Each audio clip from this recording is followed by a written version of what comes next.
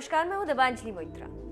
21 अप्रैल यानी बुधवार को राम नवमी का त्योहार मनाया जाएगा, जिसे लेकर कहा जाता है कि इस दिन भगवान राम ने राजा दशरथ के घर जन्म लिया था। यही वजह है कि हिंदू धर्म में ये दिन बेहद खास माना जाता है। लेकिन साल 2021 की राम नवमी सभी के लिए बहुत कुछ लेकर आने वाली, क्योंकि इस बार पूरे 9 साल बाद राम नवमी पर बेहद शुभ अवसर यानी 5 ग्रहों का शुभ संयोग बन रहा। ऐसे में ग्रहों के इस शुभ संयोग के बीच इसका शुभ और अशुभ प्रभाव हमारे ऊपर जरूर पड़ता है। ऐसे में आज जानेंगे कि राम नवमी पर ग्रहों के इस संयोग का हमारी राशि पर क्या प्रभाव पड़ने वाला है। लेकिन इन सबसे पहले ग्रहों के इस खास संयोग के बारे में विस्तार से जान लेते हैं। इस बार राम नवमी के दिन 5 ग्रहों का खास संयोग बन रहा है। सूर्य, चंद्र, बुध, शुक्र और शनि का शुभ संयोग इस राम नवमी को हर लिहाज से बेहद खास बनाने वाला होगा। ज्योतिष अनुसार इस साल राम नवमी के दिन 21 अप्रैल को सुबह 7:59 तक पुष्य नक्षत्र रहेगा। इसके बाद अश्लेषा नक्षत्र की शुरुआत हो जाएगी, जो कि 8:15 तक रहेगा। आपको बता दें कि ज्योतिष शास्त्र के अनुसार भगवान श्री राम का जन्म कर्क लग्न और कर्क राशि में हुआ था।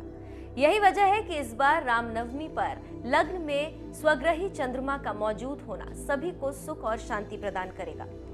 वहीं रामनवमी की सुबह पुष्य नक्षत्र और उसके बाद अश्लेषा नक्षत्र के होने की वजह से ये दिन और भी ज्यादा शुभ है। इस दिन पूरे दिन चंद्रमा स्वयं की राशि यानी कि कर्क में मौजूद रहने वाला है। वहीं सप्तम भाव में स्वग्रही शनि, जबकि दशम भाव में सूर्य, शुक्र और बुध मौजूद रहेंगे। ग्रहों की इस खास स्थिति की वजह से इस बार की रामनवमी बेहद शुभ रहने वाली और जातकों को इस दिन पूजा पाठ का विशेष लाभ मिलने वाला। तो ये थी ग्रहों की स्थिति और उनसे बनने वाला खास संयोग। लेकिन इसका आपकी राशि पर क्या असर दिखेगा, राशि अनुसार जानते हैं।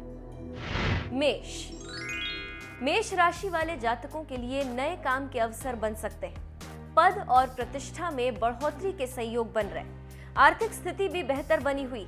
वहीं समाज में भी आपका प्रभाव बढ़ने की संभावना। इस दौरान आपको कोशिश इस बात की करनी है कि आप अपनी भावनाओं पर काबू रखें, वरना इसका फायदा आपके शत्रु उठा सकते हैं। वृषभ राशि के जातकों के लिए ये ग्रहों का योग काफी शुभ रहने वाला। इस दौरान आप अपनी सूचना और संपर्कों के बल पर कार्यक्षेत्र में अपना प्रभाव बनाने में सफल होते दिख सकते हैं। किसी प्रकार की महत्वपूर्ण जानकारी प्राप्त होने का योग भी बन रहा है।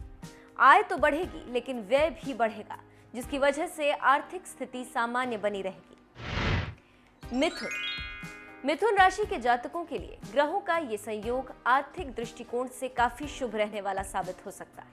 बैंकिंग से जुड़ा कोई भी कार्य जैसे कि लोन इत्यादि इस दिन आपको शुभ फल देने वाला साबित हो सकता है। नए और शुभ अवसरों की अधिकता देखने को मिल सकती। शुभ प्रस्ताव भी मिल सकते। कर्क राशि के जातक इस दिन स्वयं को एक बेहतर प्रबंधक महसूस कर सकते हैं। प्रबंधन संबंधी कार्य और क्षमता में विकास देखने को मिल सकता है। किसी महत्वपूर्ण चर्चा में सफलता मिलने की संभावना है। कार्यक्षेत्र में पदोन्नति के योग भी बन रहे हैं। इस दिन आप कोई नया कार्य शुरू करने की योजना बना सकते हैं। किसी प्रकार की शुभ सूचना प्राप्त हो सकती। सिंह राशि के जातक इस दिन बेहतर आर्थिक प्रबंधन पर जोर देते नजर आ सकते हैं। खर्च और निवेश की सकारात्मक स्थिति आपका मनोबल बढ़ा सकती।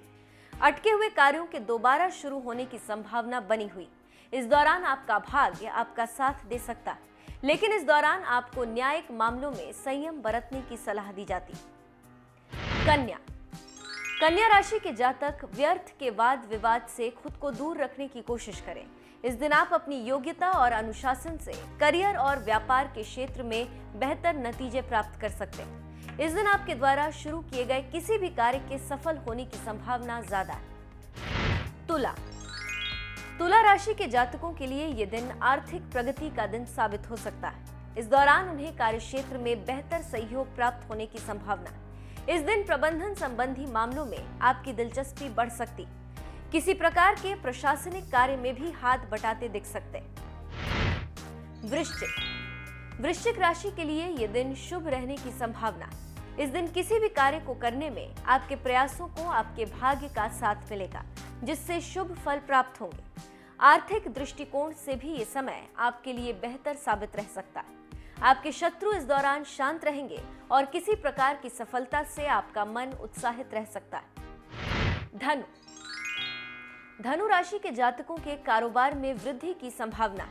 बुजुर्गों की बातों को ध्यान से सुनें और उनकी राय पर अमल करें। किसी प्रकार की प्रतिस्पर्धा से आपके पक्ष में परिणाम मिलने की संभावना बन रही। इस दिन आप अपने स्वास्थ्य का विशेष ध्यान रखें और इससे जुड़ी कोई भी लापरवाही न करें। मकर राशि के जातकों को ये सलाह दी जाती है कि वे जरूरी कामों में ढील न दें। इस दिन आपकी कार्य क्षेत्र में व्यस्तता बढ़ सकती। किसी बेहद महत्वपूर्ण व्यक्ति के सहयोग से अच्छे परिणाम मिलने की संभावना। करियर और कारोबार के क्षेत्र में तरक्की के योग बन रहे। कुंभ राशि के जातक अपनी मेहनत और लगन से खुद की जगह बनाते दिख सकते हैं, जिस वजह से इनकी सराहना भी हो सकती। इस दिन समाज में आपकी स्वीकार्यता बढ़ती दिख सकती। आपको सलाह है कि आप स्वयं के द्वारा की गई छोटी गलतियों से सीख लें। मीन राशि के जातकों के लिए यह दिन किसी भी प्रकार के संकोच को त्याग कर आगे बढ़ने का दिन है। किसी भी कार्य में आप इस दिन बेहतर सफलता हासिल करते नजर आ सकते हैं। इस दिन आपको सभी वर्गों के लोगों का पूरा सहयोग मिल सकता है, जिस वजह से मन प्रसन्न रहेगा। करियर और व्यापार में नए अवसर प्राप्त हो सकते हैं। दोस्तों नमस्कार, मैं हूं डॉक्टर श्रीपति त्रिपाठी। रामनवमी के दिन घर में हवन करवाना होता है शुभ। जानिए सामग्री की पूरी लिस्ट और उसकी विधि क्या है। खासकर हर साल चैत्र शुक्ल पक्ष की नवमी तिथि को रामनवमी का पावन पर्व मनाया जाता है। धार्मिक मान्यताओं के अनुसार इसी दिन भगवान श्री राम का प्रादुर्भाव हुआ था, जन्म हुआ था। इस साल 21 अप्रैल 2021 को रामनवमी है। इस दिन भगवान राम की विशेष पूजा अर्चना की जाती है। यह नवरात्रि का अंतिम दिन भी होता है। इस दिन कन्या पूजन और हवन का भी विशेष महत्व होता है। आइए जानते हैं रामनवमी हवन पूजा विधि और शुभ मुहूर्त। रामनवमी शुभ मुहूर्त नवमी तिथि जो प्रारंभ हो रहा है वह 21 अप्रैल 2021 को सायं 5:59 से आरंभ है और नवमी तिथि का जो समापन है वह 22 अप्रैल 2021 को सायं 6:19 पर। हवन सामग्री जो है इसकी आम की लकड़ी, आम के पत्ते, पीपल का तना, लाल पीपल का तना, छाल, बेल, नीम और गूलर की छाल, चंदन की लकड़ी, खासकर अश्वगंध और मुलेठी की जड़ और कपूर, नौग्रह की लकड़ी, तिल, चावल, ये सब जो सामग्री है यह आपको व्यवस्थित करनी होगी। साथ ही लौंग, गाय का जो घी है, इलायची है, शक्कर है, इन सब चीज़ों का पहले से आप व्यवस्था कर लेंगे। ध्यान रहे कि पुनः जो मैं बता रहा हूँ नौग्रह की लकड़ी भी होनी चाहिए। पंचमेवा, जटाधारी नारियल, गोला, जौ और रामनवमी की हवन की जो विधि है वह इस प्रकार है। रामनवमी के दिन प्रातः जल्दी उठ जाना चाहिए। स्नान आदि से निवृत्त होकर साफ स्वच्छ वस्त्र आप पहन लें। शास्त्रों के अनुसार हवन के समय पति पत्नी को साथ में बैठना चाहिए। किसी स्वच्छ स्थान पर हवन कुंड का आप निर्माण कर लें। हवन कुंड में आम के पेड़ की लकड़ी और कपूर से अग्नि प्रज्वलित करें। हवन कुंड में सभी देवी देवताओं के नाम की आहुति दें। संभव हो तो आप जितना शुद्धता के साथ पूजा करेंगे उतना लाभ मिलेगा। धार्मिक मान्यताओं के अनुसार कम से कम 108 बार आहुति देनी चाहिए।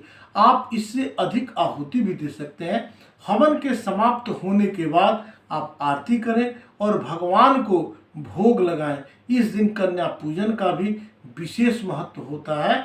आप हवन के बाद कन्या पूजन भी करवा सकते हैं, कन्या पूजन भी आप कर सकते हैं। इस दिन राम रक्षा स्तोत्र का पाठ, श्री रामश्चरणम समस्त जगताम रामम बिना का गति, भगवान राम के बिना क्या गति है। भगवान का आज दिन है। इनकी आराधना, इनकी पूजा, इनकी अभ्यर्चना, जीवन में इनके कृत्यों को स्मरण करके यही पुरुषोत्तम राम है, इनके गुणों को आत्मसात करके अपने जीवन को सुखी बनाया जा सकता है। तो आप पूजन पाठ करके अपने दिन को, अपने वर्ष को बेहतर बनाएं, भगवान राम के चरित्रों को अपने जीवन में अपनाएं और आगे बढ़ें।